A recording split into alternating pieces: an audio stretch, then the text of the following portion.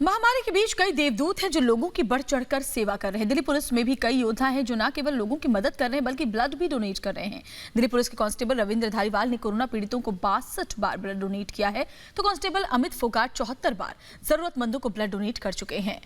तो दिल्ली पुलिस के ये कर्मी जो न सिर्फ अपनी ड्यूटी निभा रहे हैं बल्कि ब्लड डोनेशन में भी बढ़ चढ़कर हिस्सा ले रहे हैं। 62 बार एक पुलिसकर्मी ने ब्लड डोनेट किया तो 74 बार दूसरे पुलिसकर्मी ने भी ब्लड डोनेट किया है। रक्तदान महादान ये कहा जाता है। लोगों की जान बचाने के लिए ये पुलिसकर्मी किस तरीके से लगातार मुस्तैद हैं। आप देखिए, एक तरफ कोरोना काल में लोगों की सुरक्षा का पूरा ख्याल रखना, लॉ एंड ऑर्डर संभालना, जिस तरह से पाबंदियां लगाई गई हैं अलग अलग शहरों में, उसको लेकर के भी मुस्तैद रहना, और अब इस बीच लगातार रक्तदान करके ये अपनी जिम्मेदारी भी बखूबी निभा रहे हैं। कोरोना पीड़ितों के मददगार ये पुलिसकर्मी वाकई सबके लिए मिसाल हैं।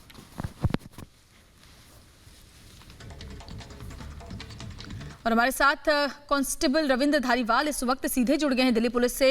रविंद्र धारीवाल जी, बहुत बहुत स्वागत है आपका रिपब्लिक भारत पर। और वाकई आप ही लोग वो हीरो हैं, रियल हीरो हैं जो वाकई पूरे समाज के लिए एक मिसाल है। एक तरफ आप अपनी ड्यूटी भी निभा रहे हैं और दूसरी तरफ रक्तदान महादान, इस बात को भी चरितार्थ किया है आपने। तो किस तरीके से आपको प्रेरणा मिली और अभी तक कितनी बार आप रक्तदान कर चुके हैं रविंद्र जी? नमस्कार मैडम जी। मैं अब तक 62 टाइम ब्लड डोनेट कर चुका हूँ। और ऐसे ही न्यूज़पेपर में मीडिया के थ्रू पता चलता था कि आज वहाँ पर रक्त की कमी से एक इंसान की जान चली गई, कभी कोई एक्सीडेंट में किसी की डेथ हो गई। तो इन चीज़ों से थोड़ा सा इंस्पायर होते थे और धीरे धीरे फिर इन चीज़ों से देखते गए कि कोई रक्तदान कर रहा है, उनसे फिर जुड़ते चले गए। 4-5 साल हो गए इन चीज़ों के। अब 4 साल से हम दिल्ली में ये सेवा कर रहे हैं और ब्लड डोनेशन के ग्रुप बनाकर लोगों को इसके प्रति जागरूक करते हैं।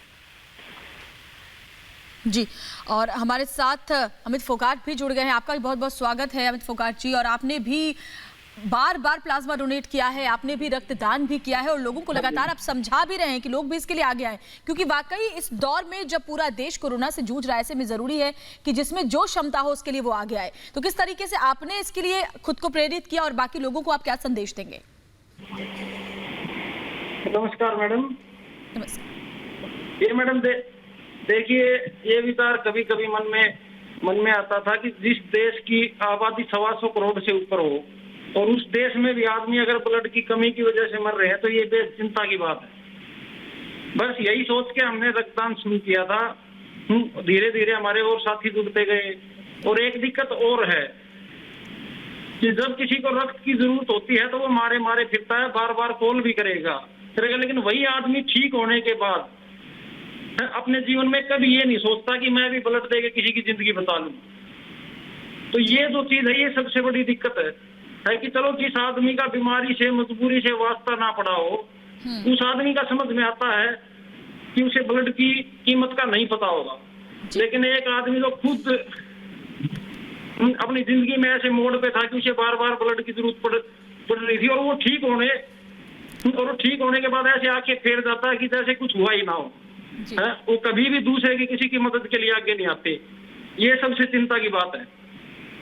बिल्कुल सही कह रहे हैं आप, और यही जरूरी है, क्योंकि आपने बहुत सही बात कही कि इतनी बड़ी जनसंख्या में और इतने लोग जब कोविड पॉजिटिव ऑलरेडी हो चुके हैं, इसके बावजूद लोग प्लाज्मा डोनेट करने के लिए आगे नहीं आ रहे। और अगर इतने लोग प्लाज्मा डोनेट करें तो फिर देश में किसी की भी मौत प्लाज्मा की कमी से कम नहीं होगी। कांस्टेबल रविंद्र धारीवाल जी, मैं ये जानना चाहूंगी आपसे कि ड्यूटी में अभी आपके पास चुनौतियां बहुत ज्यादा है। सोशल डिस्टेंसिंग का पालन कराना, कोविड नियमों का पालन कराना, लोगों को समझाना, और वो भी पूरे संयम के साथ। तो कैसी चुनौतियां इस वक्त आप झेल रहे हैं अपने ड्यूटी के दौरान?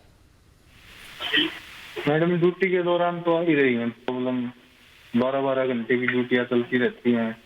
कभी सोशल डिस्टेंसिंग का करवाना है, कभी मास्क के चलान, कभी कुछ, सारी तरह की प्रॉब्लम तो आती रहती है। फिर भी स्टाफ की तरफ से सपोर्ट मिल जाता है कि जरूरत होती है वहाँ जाना है तो परमिशन मिलकर हम वहाँ चले जाते हैं। और भी साथियों को जिनको भेजना होता है वहाँ पर भी सीनियर से बात करके भिजवा देते हैं। चुनौतियां तो आती रहती है, लेकिन सोच, सबसे बड़ी बात यह है कि सोच जब तक पॉजिटिव रहेगी तब तक दिक्कत नहीं आएगी। जी बिल्कुल, सोच पॉजिटिव रहना बहुत जरूरी है। कांस्टेबल अमित फोगाट, हम देखते हैं कई बार लोग अपना संयम खो देते हैं, लोग आप लोगों से ही भिड़ जाते हैं जब उनसे आप नियम पालन के लिए कहते हैं।